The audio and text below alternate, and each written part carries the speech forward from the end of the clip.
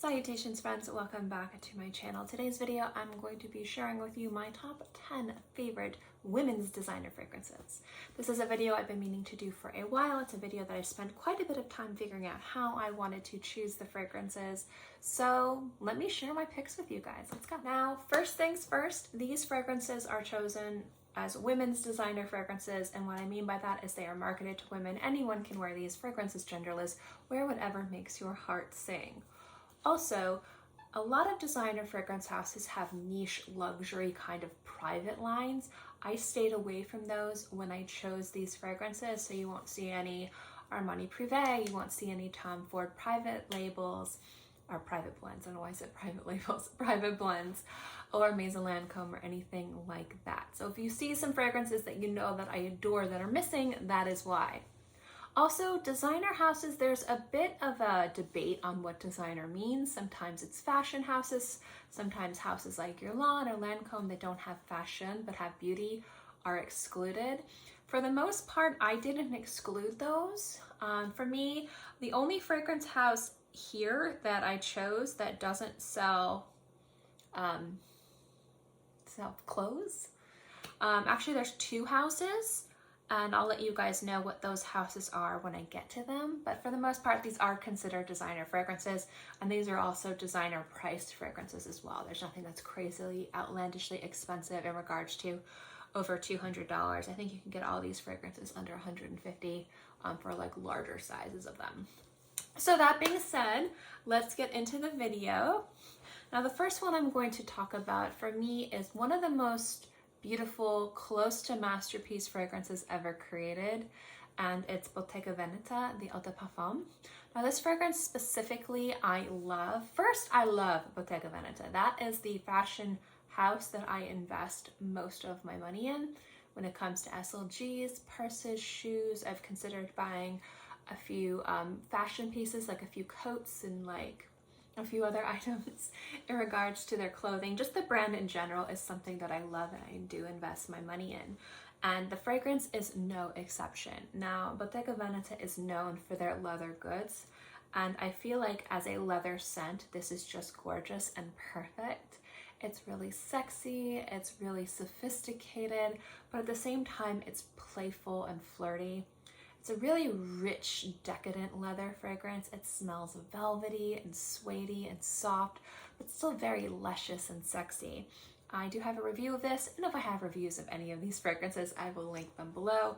But this is just a scent at the end of the day I adore wearing, and I think it's just perfect. And this next fragrance is one of the houses that some people would consider designer, some people consider not designer. I do consider them a designer house because they do sell a lot of lifestyle items. So, you know, think home goods and rugs, I think rugs, and a bunch of other things, as well as beauty items. They're just kind of a designer brand in general, albeit not like clothing. And that's Erin Lauder, so her house Erin. And the fragrance is Rose de Grace. Now this fragrance, if you are a rose lover and you haven't tried this fragrance, try this fragrance. It is a beautiful, rich, light, sweet, gorgeous, perfect rose fragrance. Like perfect rose. Doesn't really smell like you can pick up anything other than beautiful rose. Now there's a lot of notes in this that come together to create this perfect rose fragrance. And if you, in your mind, think of a perfect rose, it can be a red rose, it can be a yellow rose, it can be a tea rose, it can be a big, beautiful, gorgeous rose bush, or it can be a singular rose that you get from a loved one. However you in your head imagine that perfect rose would smell is, in my mind, how Rose de Grace smells. And that's why I love it as a rose lover. It is just fantastic. Now, one of the most perfect rose fragrances in my collection is actually Rose Essential from Bulgari. Now, I know this fragrance is discontinued and I'm desperately trying to track down at least another bottle of this, but this is the most impeccable, beautiful fragrance, and one of the fragrances that means a lot to me personally, but how it smells is what led me to wear this on so many different occasions, to develop that kind of scent of nostalgia and scent memory that is kind of tattooed into my heart. And it's just a beautiful, perfectly blended fragrance that captures all the elegance of a rose, but it's also just serene and playful and whimsical, and just a supremely beautiful fragrance. And if you've watched my channel, you know how much I love that fragrance. It does elicit a lot of real responses, real emotions out of it. I have to include 2 fragrances from Bulgari as part of this list. Now, Autophone from Bulgari has been widely considered to be my signature scent. I've talked about before how I wear several different fragrances throughout the day. This is a fragrance a lot of times I will wear in the morning, and then if I take a shower, I'll wear something a little bit more challenging, a little bit more daring. But this is a fragrance that if you run into me in the wild, there's more likely a chance I will smell like this than anything else. I do love tea fragrances, and I love how effortless this fragrance is while how sophisticated and beautiful it smells. It is probably one of the most perfect tea fragrances, in my opinion, ever created in regards to its beauty, its wearability, and also you being able to pick up that it's a beautiful green tea scent. Now I have, I believe, 6 other fragrances here, and these are all considered to be designer houses. I think one fragrance on my list that would be considered the most controversial within my household would be Jour de Hermes Absolute from Hermes. The reason why this fragrance is considered so controversial is I am the only person that's living under this roof that likes this fragrance. John hates this scent, does not like it. He actually appreciates, I won't say that he likes, he appreciates some of the most challenging oud fragrances I've ever worn. He appreciates them. I wear this fragrance, he like hisses at me like a cat and like backs away and just like runs in the other direction. So if I ever want to repel my husband, this is the fragrance that I wear. There's something about this fragrance though that I just find to be so sexy. Now this fragrance is a very musky, a very light musky, kind of more of a watery musk with this gorgeous, beautiful floral note to it. And to me, it just smells like sexy, clean skin. And there's something about that that I find to be so enticing and so addicting. I would have gone through this entire bottle if people that I live with did not hate this fragrance. That is why there's only like a quarter of it gone. But for the most part, this is one of my favorite designer fragrances, obviously part of this list. But if you ask anybody in my household, they will tell you it is horrible. And there's a lot of fragrances from this house that are cult classics that people love, that elicit a lot of real emotions and excitement. And this particular fragrance is one of those scents that people really love, and I really love it. And it's Angel Muse from Terry Mugler. Now this fragrance of itself is a perfect designer gourmand. I think it's a true designer gourmand, not like an introductory gourmand, not where they're skirting around with what gourmand means and they're trying not to commit to a gourmand or commit to this idea, and then they just overload it with fruits and florals and just say, hey, it's got vanilla and it's got pineapple in it, it's a gourmand. Like, I like the idea of a gourmand fragrance, like you smelling it and being like, yes, this doesn't have gourmand notes in it, this is a gourmand fragrance. And for me, Angel Muse is a great example of that scent. It's creamy, it's rich, it's decadent, and it's got this beautiful sensuality to it that I just find to be really sexy. I think this fragrance is super delicious and just really sexy, and a fragrance that when I wear it, I get, again, unsolicited compliments from strangers. And if that's what you're looking for and you want to smell sexy, this is a great fragrance to have in your collection. Just me personally, that's what I think. Not everyone agrees with me, that's okay. Everyone can have their own opinion. Speaking of fragrances that people have real opinions about, we've got Prada Infusion d'Iris. Now, this specific fragrance that I have in my hand right here is the newer formulation. I have tried in the past the older formulation. I remember loving it, but I don't remember exactly my thoughts on the comparison. But I do love this formulation too. Personally, it is really quite beautiful. Now, if you like iris, this is a great scent to wear that you can wear around other people. It's not a challenging iris. Now, iris is one of those notes. Powdery fragrances are something that people either really love or people like will get headaches and cough and just hate. Oops, sorry, I bumped my camera.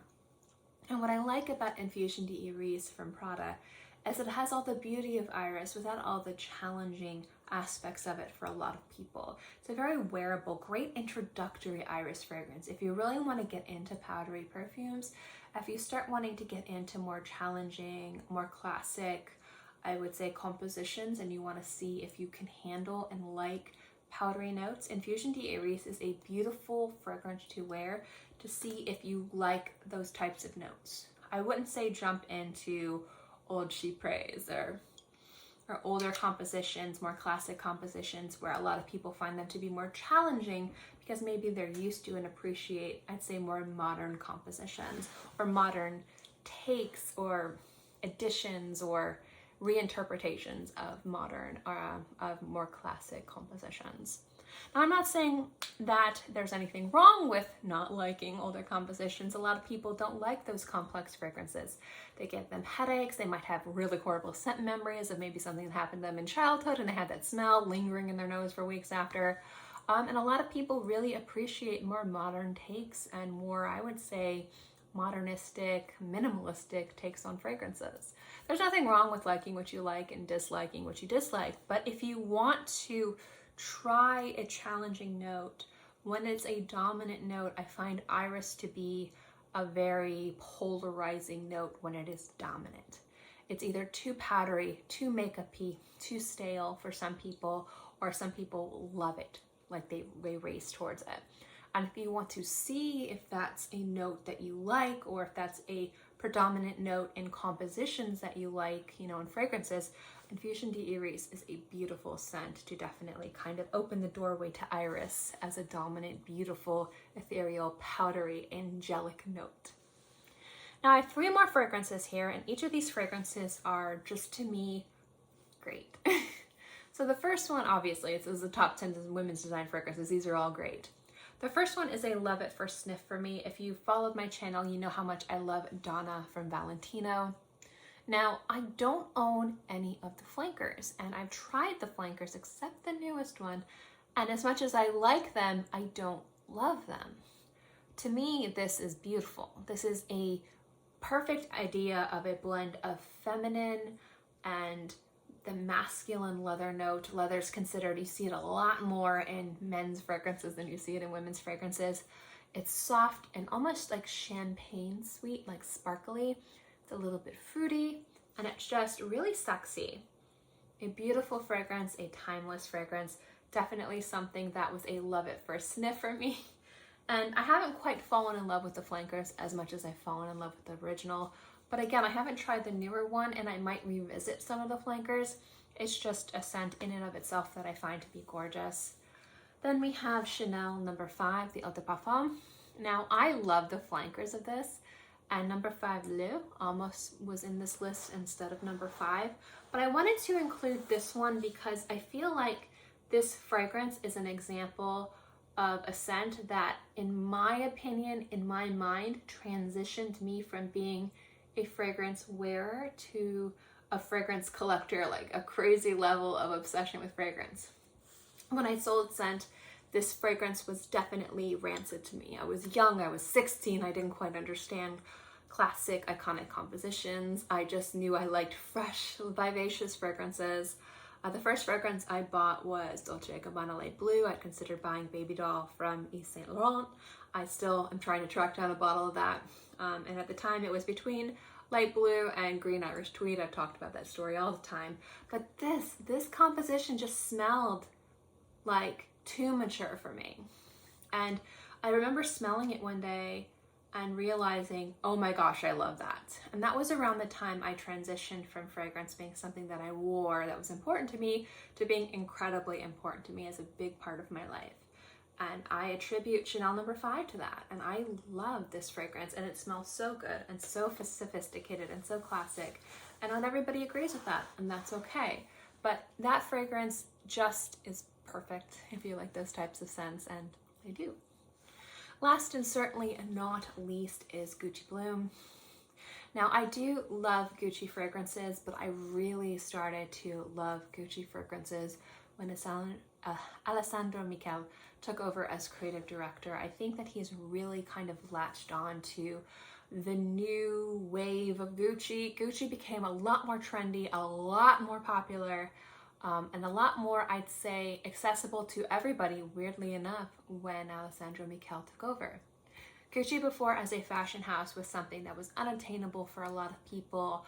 Their styles, I would say, were very stiff, and I find that I loved their classic styles. I had a few Gucci bags, I had a few different Gucci accessories and some clothing items that I sold a long time ago because I wasn't really wearing them, and I grew out of them when I got a little bit bigger.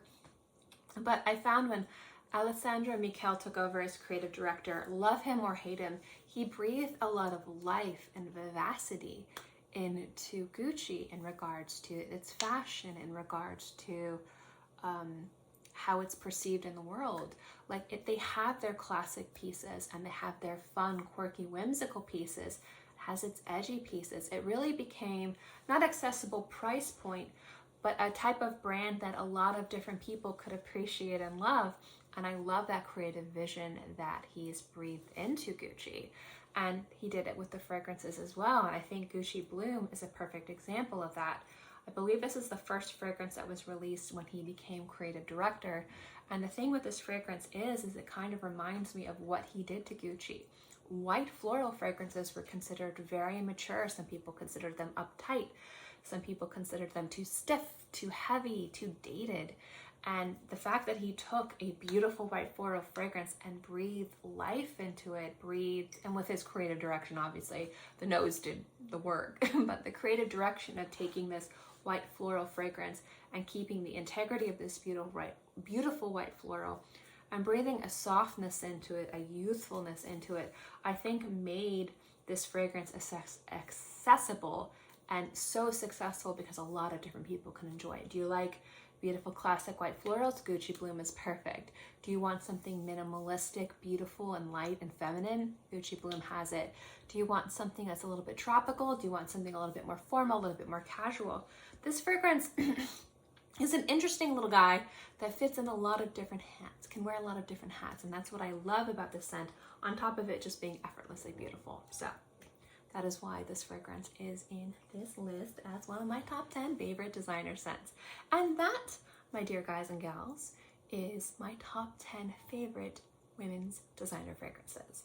Now you might be saying, why isn't this fragrance in this list? Why isn't this fragrance in this list? I had very real reasons for choosing these scents, so I'd love to know what you guys think. What fragrances are you surprised are not part of this list? Which fragrances do you agree with? Which fragrances do you disagree with? Let me know in the comment section below. As always, guys, thank you so much for watching this video. I hope you enjoyed it, and I'll see you next time.